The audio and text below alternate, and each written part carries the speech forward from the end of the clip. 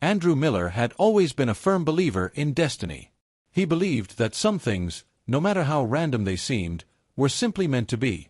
That was how he had always felt about his relationship with Emily Carter. From the moment they started talking online, there was something unexplainable that drew him to her, even though he was miles away studying in another city. Emily wasn't just someone he stumbled across. She quickly became his anchor in the chaos of his academic life. She was sweet, funny, and effortlessly captivating. Their conversations were endless, stretching late into the night as they talked about their dreams, their fears, their hopes for the future. Andrew hadn't been looking for love at the time. He was focused on graduating and getting a good job, but Emily changed everything. She made him feel seen in a way no one ever had before. It wasn't until Andrew returned to his hometown after finishing his studies that their connection deepened. What had started as friendship blossomed into a love so profound, so consuming, that Andrew couldn't imagine his life without her. Emily became his everything, his best friend, his partner, the one person he trusted with his heart. 4 years, their relationship seemed perfect. They went on road trips together, shared inside jokes, and made grand plans for their future. Marriage was an unspoken certainty. Children were a natural progression. It was only a matter of time before they built the life they had both dreamed of.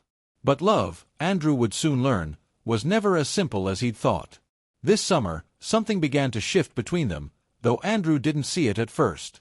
He had taken on a demanding role at work, which often required him to travel for business. Emily, ever supportive, assured him that she understood the importance of his career. But with each trip, with each long stretch of time apart, Andrew noticed subtle changes in her behavior. She no longer greeted him with the same excitement when he came home. Their conversations, once so full of laughter and affection, now felt strained and distant. She seemed distracted, her phone always in hand, her smile less radiant. Andrew chalked it up to the stress of being apart and promised himself he would make it up to her once his workload lightened. Then came the business trip that changed everything. Andrew had been gone for 2 weeks, and when he returned, Emily seemed different. She was quiet, withdrawn, and unusually cold. When he tried to hold her, she pulled away. When he asked if everything was okay, she avoided his gaze. "Andrew," she said one evening, her voice trembling, "we need to talk." His stomach dropped. "What is it?" he asked, already dreading her answer. "I don't think this is working anymore," she said, her words cutting through him like a knife. "I need space. I think we should break up." Andrew froze, his mind racing. "Break up," he repeated, as if saying it out loud would make it less real. "Emily, we can work through this. Please, just tell me what's wrong. Whatever it is, I'll fix it." But she wouldn't. She refused to discuss their problems, refused to tell him what had changed. "I just don't feel the same anymore," she said, her eyes filled with a sadness he couldn't understand. "I'm sorry, Andrew." Days turned into weeks, and Andrew's attempts to win her back were met with silence. She blocked him on every platform, cutting him out of her life completely. It wasn't until he heard through mutual friends that Emily had started seeing someone else, a man named Mark, that the full weight of her betrayal hit him. Emily hadn't just fallen out of love with him. She had replaced him. Andrew's world crumbled. The life he had built, the future he had envisioned, it all vanished in the blink of an eye. He couldn't eat, couldn't sleep, couldn't focus on anything but the overwhelming sense of loss that consumed him. His once vibrant apartment, filled with memories of Emily, now felt like a prison. Everywhere he looked, he saw her, her smile, her laughter, her touch. And every time he thought of her with Mark, it felt like a dagger to the heart. He blamed himself for everything. If only he'd stayed home more. If only he'd paid closer attention. If only he'd been a better partner. The guilt ate away at him, leaving him a shell of the man he used to be. He tried to fill the void with alcohol, spending his nights drinking alone in the darkness of his apartment. But no matter how much he drank, the pain remained. His friends tried to pull him out of his despair, but he pushed them away. He didn't want their pity. He didn't want to be seen as weak. What hurt the most was the realization that Emily had moved on so easily, while he was still drowning in the wreckage of their relationship. How could she claim to love him, only to throw it all away the moment someone new came along? The thought festered in his mind, growing darker with each passing day. One evening, As Andrew sat staring at an old photo of him and Emily, an idea began to form in his mind. It was reckless, dangerous even, but he couldn't shake it. If Emily had destroyed his life, why should hers remain untouched? If she could move on without a second thought, why shouldn't he show her what it felt like to lose everything? He began gathering information. Through social media, he discovered that Mark was a wealthy entrepreneur who owned a chain of restaurants. He also discovered that Emily had moved in with him just a month after their breakup, a fact that only fueled Andrew's anger. He started small, leaving anonymous negative reviews on Mark's business pages, spreading false rumors that the restaurants had health code violations. When that didn't satisfy him, he began showing up outside their home, watching from a distance as they laughed and kissed on the porch. It was torture, but he couldn't look away. Then, one night, Andrew saw something that changed everything. He spotted Mark leaving the house in a rush, arguing with someone on the phone. Curious, Andrew followed him to a small bar on the outskirts of town. What he discovered there left him speechless.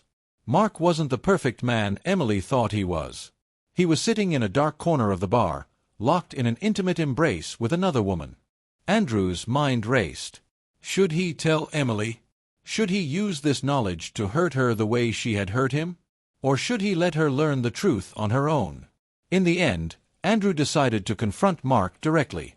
He approached him in the parking lot as he was leaving the bar, his heart pounding with adrenaline. "Mark," he said, his voice steady despite the chaos inside him.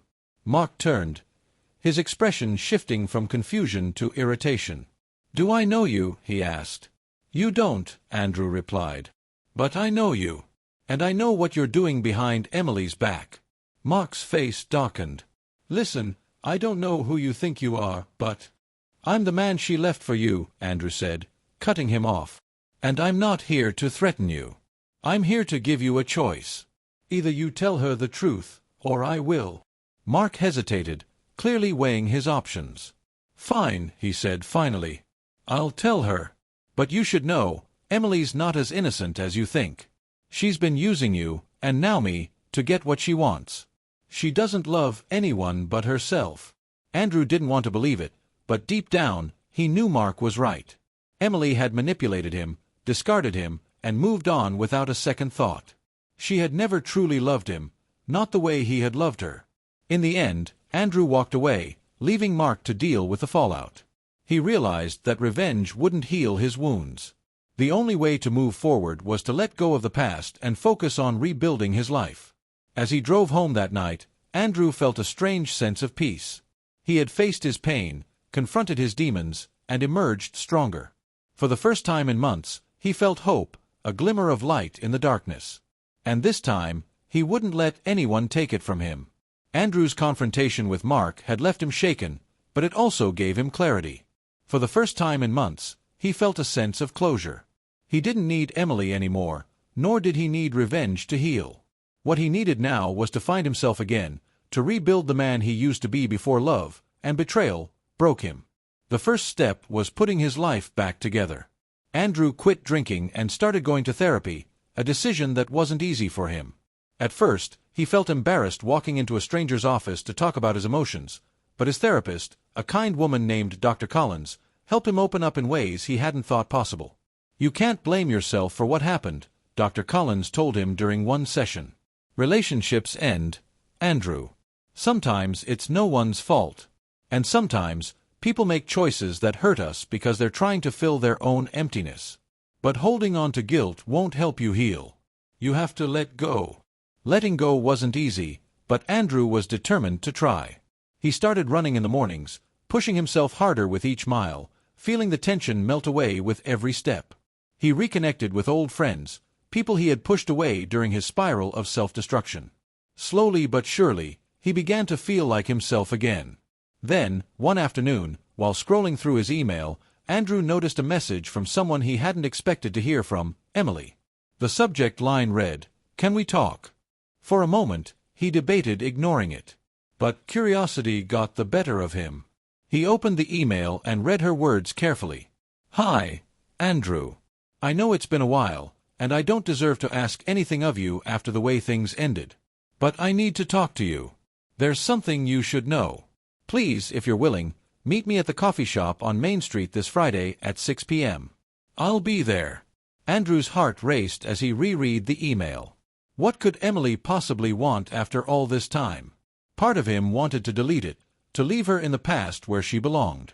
But another part of him, the part that still sought answers, needed to know.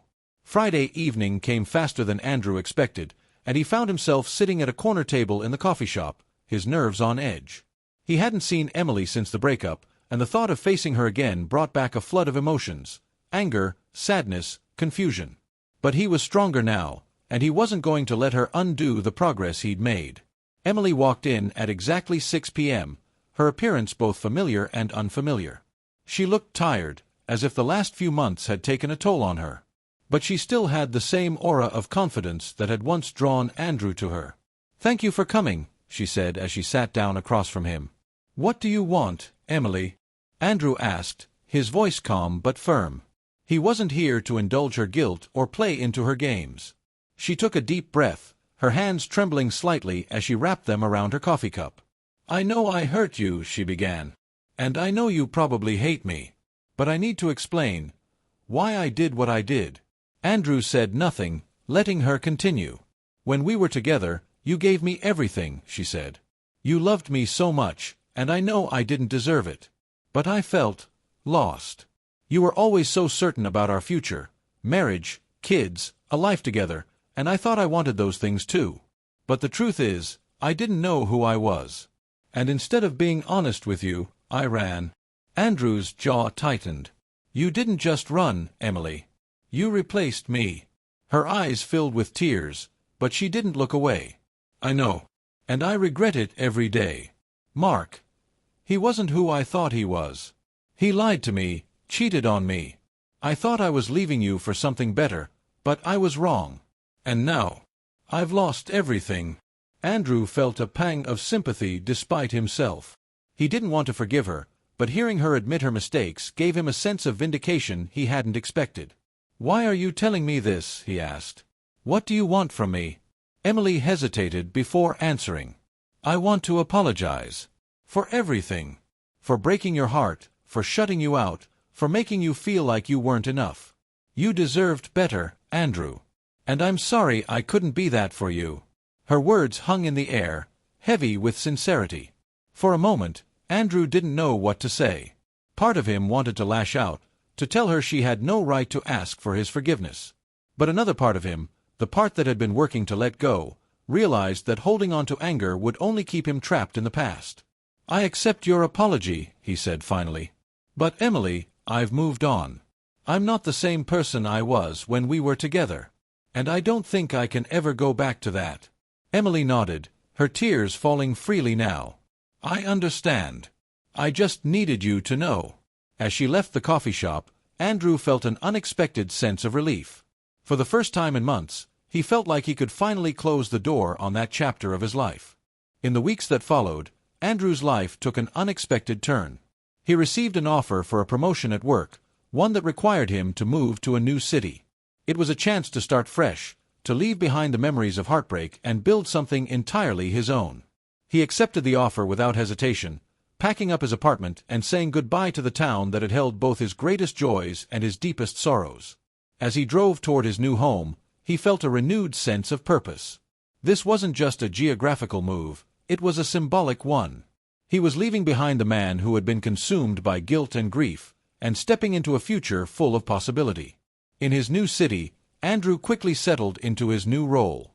He made new friends, explored the vibrant culture of his surroundings, and even started dating again, though this time, he took things slow. He had learned the hard way that love couldn't be rushed or forced. It had to grow naturally, built on a foundation of trust and mutual respect. Then, one evening, while attending an art exhibit with a coworker, Andrew met someone who changed everything. Her name was Clara.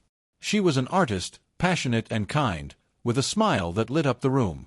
They struck up a conversation about one of the paintings, and before Andrew knew it, they were laughing like old friends. There was something about her, something genuine and unpretentious, that drew him in. As the evening went on, Andrew realized he wasn't just attracted to Clara, he respected her. She had an authenticity that reminded him of the person he was striving to become. For the first time since Emily, Andrew felt a spark of hope for the future, a future that didn't rely on anyone else to define his happiness. Months later, Andrew found himself in a park, sitting on a bench with Clara by his side. The two of them had grown close, their connection deepening with each passing day. Andrew didn't know what the future held, but for the first time in a long time, he wasn't afraid of it. He had learned to trust himself again, to let go of the past and embrace the present. As they sat there, watching the sun set over the horizon, Andrew's phone buzzed in his pocket. It was a message from Emily. "Hi, Andrew. I just wanted to say thank you. Talking to you helped me find closure, and I'm working on rebuilding my life now. I wish you all the happiness in the world. You deserve it."